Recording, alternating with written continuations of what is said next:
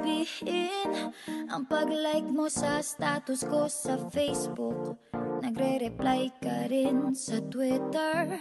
Akala ko, yun na. Pero nakita ko kahapon may pinost kang iba. May kasama kang maganda. Ang sabi mo sa akin, kaibigan mo lang siya.